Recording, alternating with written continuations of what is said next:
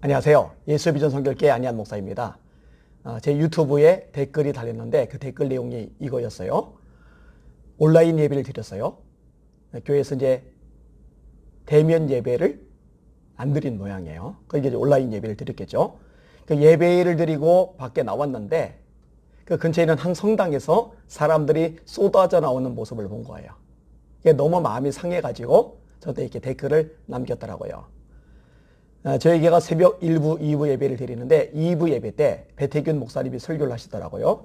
남한 산성 쪽에 갔었대요. 그런데 한 카페가 있는데 카페 야외에 천막 같은 것들을 쳐놓고, 그러니까 건물 안과 밖에 천막 아래 양쪽에서 이제 카페가 다 운영이 되는 건데요. 안에가 꽉 찼고 뭐 에어컨이 있으니까 그 안에를 먼저 차지했겠죠.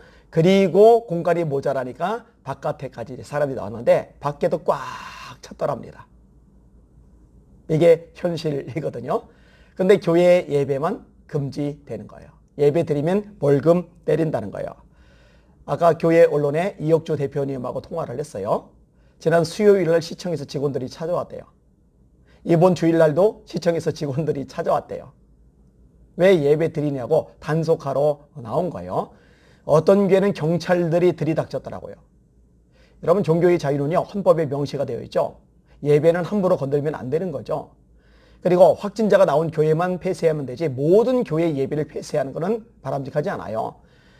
카페에서 확진자가 나왔다. 그럼 그 카페만 폐쇄하지 모든 카페 폐쇄하지는 않거든요. 한 공장에서 확진자가 나왔다. 그럼 확진자 나온 공장만 폐쇄하지 모든 공장을 다 폐쇄하지 않거든요. 회사도 마찬가지고요. 콜센터도 마찬가지고 콜센터에서 엄청난 확진자가 쏟아져 나왔죠. 그런데 그 콜센터만 문 닫았지 나머지 콜센터 다 문 닫게 하지는 않아요. 그런데 왜 교회는 확진자 나온 교회만 아니라 확진자가 나오지 않은 엄청난 수의 교회들을 전부 다 문 닫게 하는 건데요. 이거는 뭔가 문제가 있는 겁니다. 이런데도 할 말은 한마디도 하지 못한 채 정부 방침에 따르라 이렇게만 말하는 목사님들도 있더라고요. 제가요, 험한 소리 한 번만 할게요. 목회를 왜 하시는지 모르겠어요. 목사 왜 되셨는지 모르겠어요. 예배는 생명 아닙니까? 방역을 가장 잘하는 곳이 교회잖아요. 사회적 거리두기 얼마나 잘합니까? 손소독 얼마나 잘합니까? 열체크 얼마나 잘합니까? 마스크 얼마나 잘 씁니까? 잘하고 있단 말이에요. 예배 못 드려서 너무너무 힘들어하는 성도들이 얼마나 많은지 아셔요? 눈물 안 되잖아요. 운대잖아요. 그러면 적어도 그 우는 성도들, 눈물 나는 성도들 위해서라도 목사님이 싸워줄 수 있는 거 아니에요? 지난주에 예배가 너무너무 드리고 싶은데 예배를 드릴 수가 없으니까 저희 교회까지 오신 분들이 있어요. 한 분은 자녀 셋을 거느리고 부부가 일산에서 오셨어요. 2주 연속으로. 또 한 분은 천안에서 오셨어요. 천안에서. 예배가 너무너무 드리고 싶어서 그 먼 거리를 달려서 예배 드리러 오신 거예요. 그런 분들을 위해서, 그런 성도들을 위해서, 그 성도들이 애끓는 가슴앓이를 위해서라도 싸울 수 있는 거잖아요. 다른 건 몰라도 이념 성향, 정치 성향 떠나서라도 내게 맡겨진 영혼들의 피눈물을 봐서라도 나설 수 있고 싸울 수 있어야 되잖아요. 저는 그게 목사라고 생각을 하는데요. 박정림 님이 이렇게 글을 보내셨어요. 안녕하세요. 유튜브를 통해 목사님을 알게 되었습니다. 말씀 하나하나가 은혜롭습니다. 정말 감사합니다. 저는 부산의 어느 교회 다닙니다. 최근 들어 갱년기에 몸과 마음까지 아픈데 교회까지 온라인으로 예배하니 더욱 힘드네요. 교회까지 온라인으로 예배하니 더욱 힘드네요. 이렇게 힘드는 사람들이 너무너무 많아요. 그들 품어야죠. 네, 박성재 변호사님이 글 올린 거를 제가 읽어드릴게요. 정말 글 내용이 생각할 바가 많게 해줘요. 잘 한번 들어보세요. 출근 시간이 50분 정도 소요됩니다. 마을버스, 지하철 순수하게 타고 있는 시간은 30분 정도. 퇴근 시간까지 합하면 1시간은 대중교통 속에 있습니다. 상대방이 누구인지도 모른 채 몸을 부대끼며 출근길 지하철에 있다 보면 주위에 확진자가 있다면 지하철이 감염되기에 제일 위험한 공간인데 왜 누구도 인원 제한을 하지 않는지, 최소한의 사회적 거리두기도 무시되는지 궁금하기도 하고 불안하기도 합니다. 그렇죠. 이 지하철이야말로 사회적 거리두기 완전히 무시되는 곳이요. 밀착. 주변에 확진자가 없기를 기도하는 심정으로 매일 지하철을 타긴 합니다. 금요일 저녁 퇴근길에 지하철 타러 가며 회사 주변 상가를 지날 때 많은 이들이 한 주간의 피로를 풀려는지 치킨집, 호프집에서 즐겁게 맥주를 마시는 모습을 지나치며 저들에게는 코로나19가 무섭지 않은지 묻고 싶지만 알코올이 잘 소독해 주리라는 믿음이 있을 것이란 그냥 추측해 봤습니다. 믿음이 있을 것이라 그냥 추측해 봤습니다. 알코올이 코로나를 소독해 주지는 못하죠. 이분도 뭐 추측이라고 말씀하신 거니까. 오늘 오전 다니는 교회가 온라인 예배만이 가능해서 집에서 예배 후 딸아이와 집 앞 마트 잠시 들리려는데 335 성당에 들어가시는 분들의 모습이 보였습니다. 딸아이가 묻습니다. 아빠, 왜 성당은 사람들이 들어가는데 우리는 교회에 못 가? 아빠, 왜 성당에는 사람들이 들어가는데 우리는 교회에 못 가? 전 순간 뭐라 해야 할지 멍해졌습니다. 딸 아이에게 왜 유독 교회만 예배가 금지되는 이유를 설명하기가 힘들었습니다. 예배 방식도 비슷하고 공간도 비슷하고 참석자들도 같은 서울 시민이고 국민인데 우리 교회도 확진자가 없는 것은 마찬가지인데 전 우스갯소리로 코로나가 성당에는 못 들어가고 교회에는 들어가서 그런가 봐.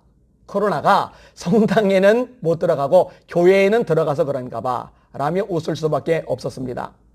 감염병 예방을 위한 조치에 국민의 한 사람으로서 적극 협력하는 것은 당연합니다. 국가를 위해서가 아니라 내가 걸리면 내 가족이 가장 위험하고 내 동료에게 미안하고 내 이웃이 불안해하기 때문입니다. 이런 마음이 기독교인이라고 별반 다르지 않지만 유독 언론과 정부는 교회만 문제라고 홍보하고 교회를 혐오시설로 기독교인을 혐오단체로 만들고 있습니다. 사실이잖아요. 정직하게 생각해 보세요. 좋아요. 뭐 세상 사람들 그런다 쳐요. 언론들 그런다 쳐요. 뭐 정치권 그런다 쳐요. 몇몇 생각 없으신 목사님들 제발 생각 좀 해보세요. 그래요? 안 그래요? 무조건 정부 정책 박수 칠 일이 아니라니까요. 좀 눈을 뜨고 보시라니까요. 맡기는 영대들이 피눈물에 가슴앓이 같이 하시라니까요. 마저 읽을게요.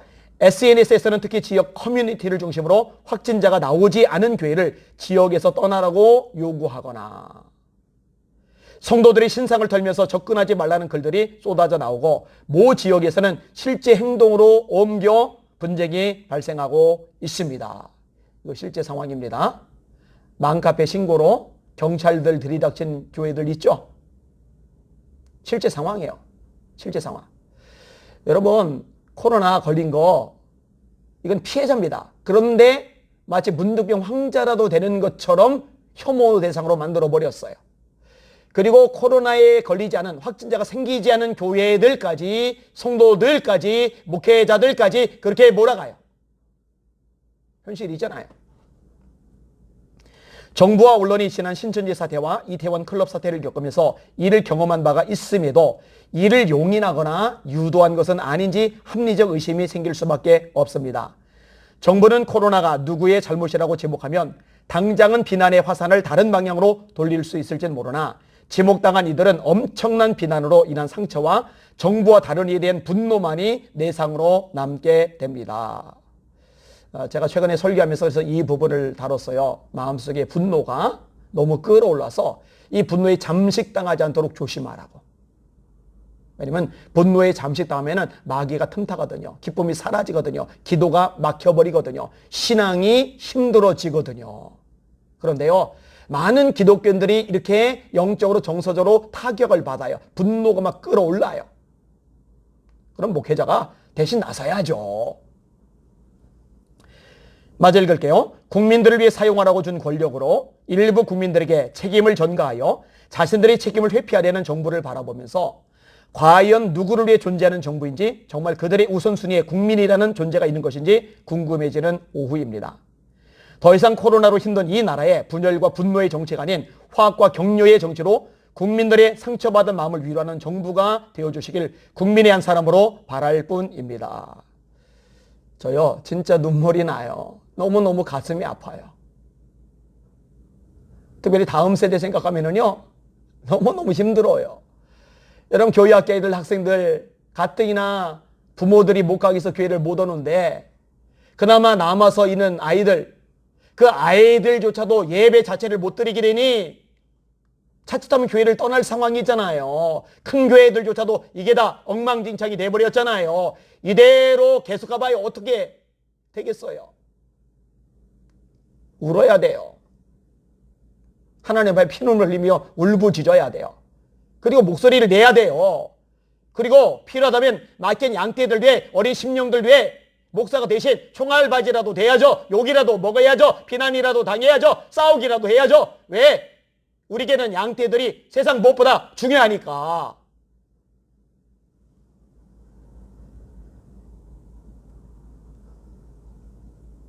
속상해요. 정말 속상해요. 여러분, 힘을 냅시다. 그리고 일어납시다. 그리고 목소리를 냅시다.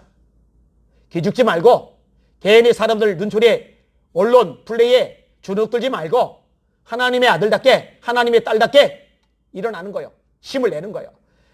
제가 참 좋아하는 말씀이 이사야 61장이에요. 일어나라. 빛을 발하라. 이는 내 빛이 이르렀고 여호와의 영광이 네 위에 임하였음이니라. 보라, 어둠이 땅을 덮을 것이며 캄캄함이 만민을 가리려니와 여호와께서 그 네 위에 임하실 것이며 그 영광이 네 위에 나타나리니 나라든 네 빛으로 왕들은 비치는 네 광명으로 나오리라. 깜깜한 세상, 흑암이 어둠이 가득한 세상, 그래서 절망하고 낙심하고 분노하고 우울해하고 주저앉는 게 아니라 깜깜한 세상, 어두운 세상이기 때문에 일어나 빛을 발휘하죠. 왜냐? 어두울수록 빛은 진가를 드러내고 이 빛을 보고 왕들이 나라들이 찾아올 것이라고 하나님의 말씀인 성경이 우리에게 가르쳐 주시잖아요. 다시 한번 말씀드립니다. 주저앉지 말고 낙심하지 말고 우울해하지 말고 하나님 바라봅시다. 그리고 이럴 때 정말 목숨 걸고 기도합시다. 주의 영이 임할 때까지, 주의 영광이 임할 때까지. 그러면 우리는 일어나게 되고 빛을 발견할 거고 수많은 사람들의 유빛 가운데 나올 수 있도록 만드는 그런 기회를 얻게 될 거예요. 어둠은 같이 낙심하라는 그런 시절, 그런 시기가 아니라 어둠은 우리로 비침을 기억하면서 빛된 삶을 드러내라는 찬스, 기회라는 거 기억하는 저 여러분들 되었으면 좋겠습니다. 피눈물 흘리되 정말 애간장거리며 기도를 하되 담대함으로 하나님 앞에 나가시고 담대함으로 세상의 한복판을 걸어갑시다. 승리합시다. 할렐루야.